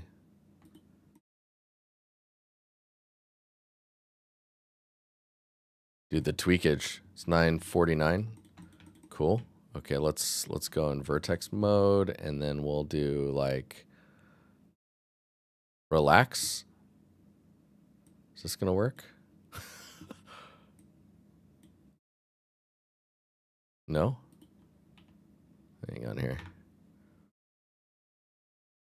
Not annotate. Polypen. So with this, now we have to start like fudging all of this info to try and get it to go back, right? Like if I do relax, it's not really working for some reason. I wonder why that is. Hang on here.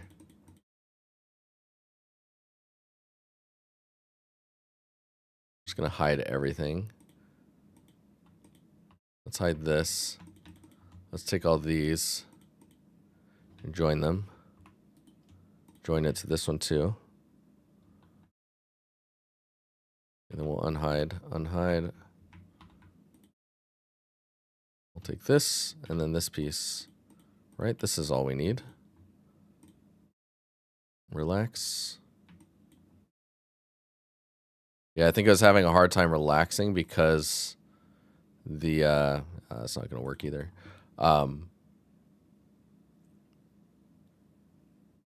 Because it was trying to relax to multiple sub meshes, like separated meshes.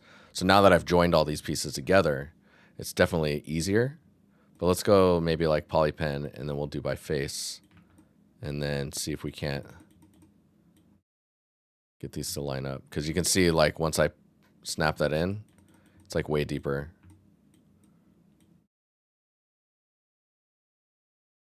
This becomes quite tedious very fast. I'm just gonna eyeball this. What I'm lining these up to is the low point and the high point between this back face and this piece that's forward. We're just trying to get more depth out of this.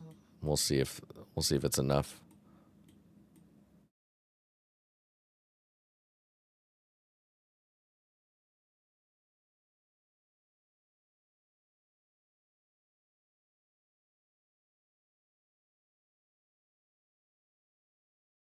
This is pretty tedious too, or like detail oriented.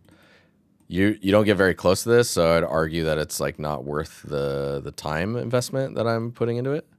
But it's also like a good thing to just show you guys like how you, if you needed to, like, oh, it's not enough. How do I address that? How do I work to make it look better? I just subdivide this and then connect these. Yeah. Cool. A little bit better of a setup now, I think. Definitely more depth. Now the other thing to keep in mind with that, oh man, am I freezing now? Is that I need to add some hard edges in here because of that. Like this goes pretty deep. Well, maybe it's okay. I don't know.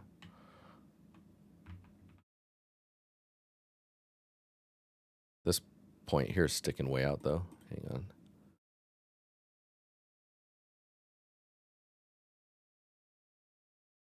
Oh, why are you freezing on me, bro?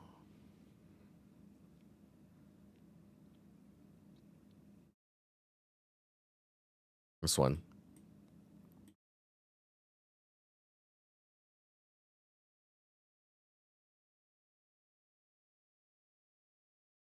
Why is it so choppy?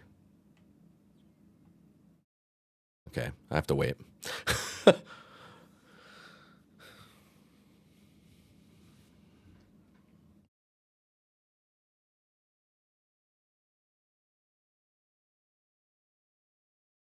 Oh, that might be why. It's like trying to project on everything.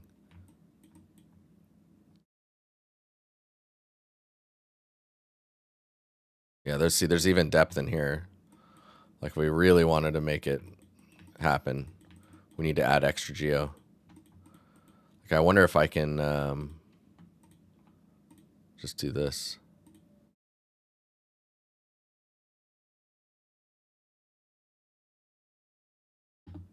Right, and then you see we have all these extra verts now. Can I do this?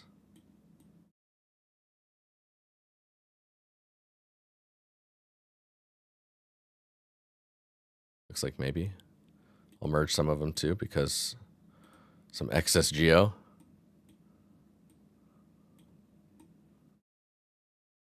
This one merge here? Yeah.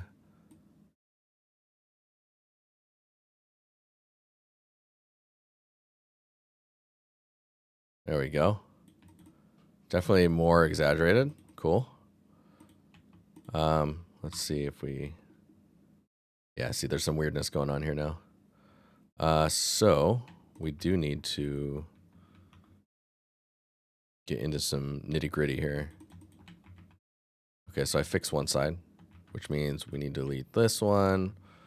We need to make sure that this is all good, which means I'm probably gonna press L and can I relax this? Let's see. Send UV relax. I need to turn this off. Relax. Nope. Unwrap. And then relax. I'll just get this in here. So it fits. Maybe that'll be enough. Famous last words. Mirror it. Accept the mirror. Export the FBX. Low poly. Yes. Painter. We need to reopen Painter.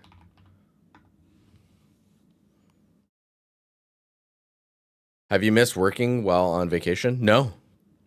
I fully disconnected. It was kind of wild. Like what I did is I told myself in my head to just accept that I'm on vacation and take it in fully because I truly believe that full rest equates to full productivity when you actually are doing something that you need to do. Do you know what I mean? So it was nice. I didn't do much except ate food and swam. So I'm going to re-import the mesh, which is going to bork the UVs a bit. I didn't mess them up too much, but you can see there's some shape change there now. That's for sure. Yeah,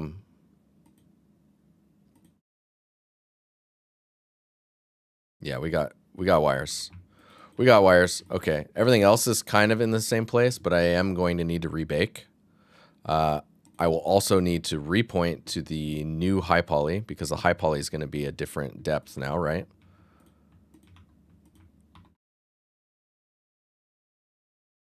So we'll take all of these. Let's make sure we're all good there. Yeah, new depth, export, high poly, wait for the high poly to come in.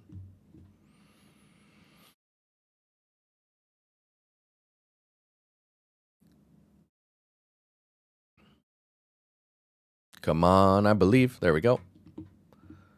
Okay, new high poly is in. Automatic cage is on.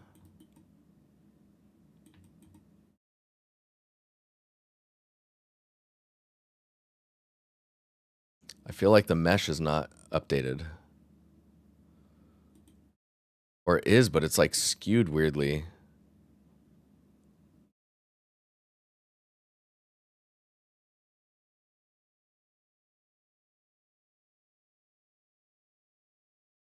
Yeah. Do you see this?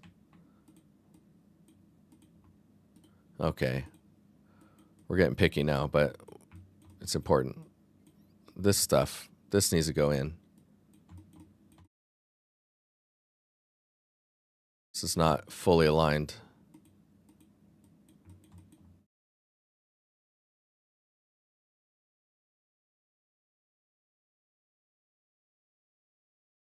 Oh, we got some weirdness. There we go. Okay.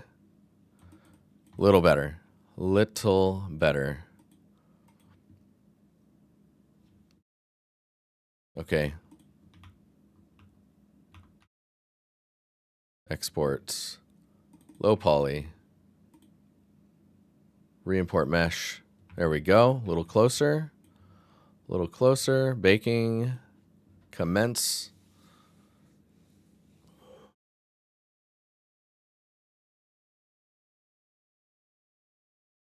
Chopping up the stream. Let's go.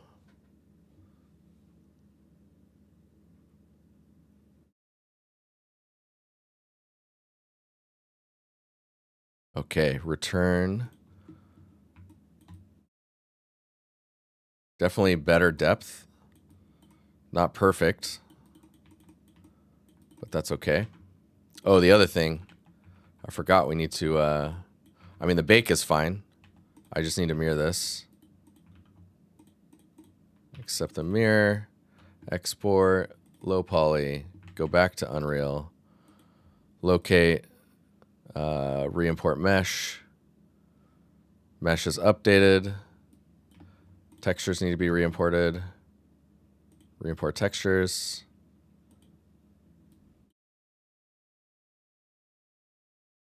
Still doesn't really read all that. Well, I don't know. Maybe it's because I'm using a rectangle light. Let me close all this. Use like a spotlight. Make sure it's set to hella bright. 100, 100.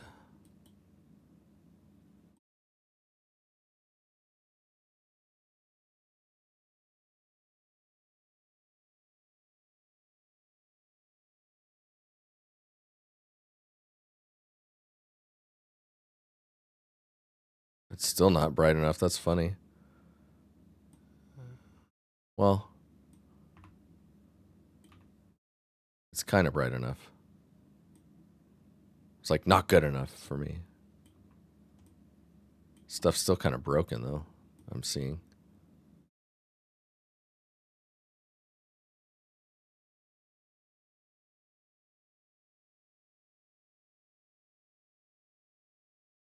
It is better though. It's just so, I don't know, something. Oh, it might be this. Oh, nice. Come on, Unreal. Or Blender. I believe. It's 10:02. I need to get out of here.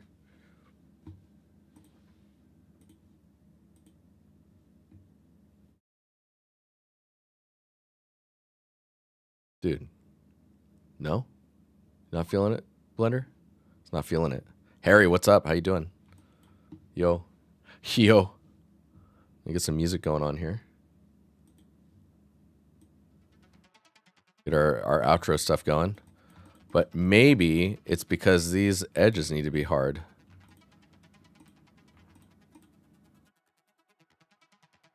That'll definitely pop the depth. I'm gonna try that really fast, and then we'll go.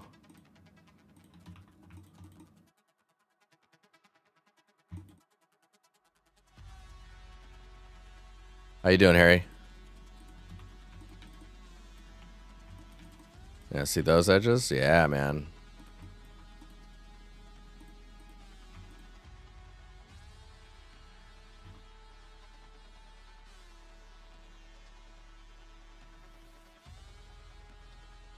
Go all the way around.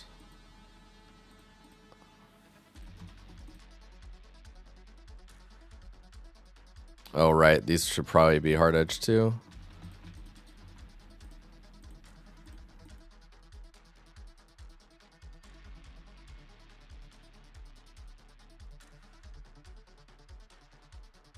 There we go. Okay. Okay, okay.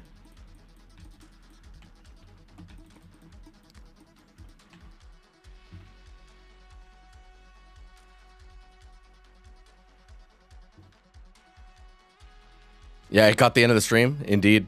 Indeed you did. It's all good though. It's good to see you. I hope you've been well.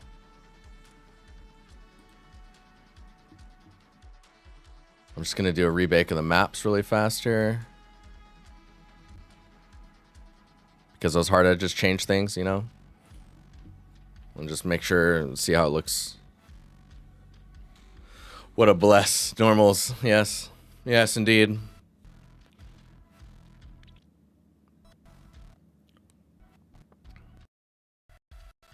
Dude, when I came back Sunday evening, and then I was back at work Monday morning with like a 7-hour difference. It was pretty, it was pretty rough. Oh man, it was pretty crazy. I mean, I did it, but holy cow.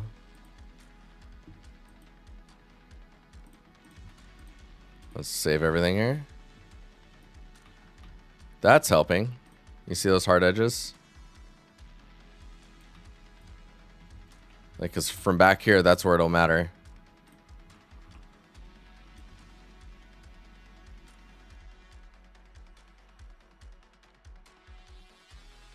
Nice. All right, I'll take it. I will take it. Been amazing. Recently finished that Bionic. Dude, congratulations. Yeah, we're getting close to testing our build, which is exciting. Ours is so much more involved with the fact that you have to like actually make it playable. It's a thing. It'll be cool though. We'll get it on Steam and on itch just to get it out there, so those guys can say that they shipped something. But cool. All right, I'm gonna get out of here. I will talk to you guys later. Thanks for hanging out and welcome back. I'm very happy to be back. Feels good. I guess we'll see each other in Discord. If you're new here, here's the Discord. And yeah, we'll talk later. All right, guys. Later. Peace.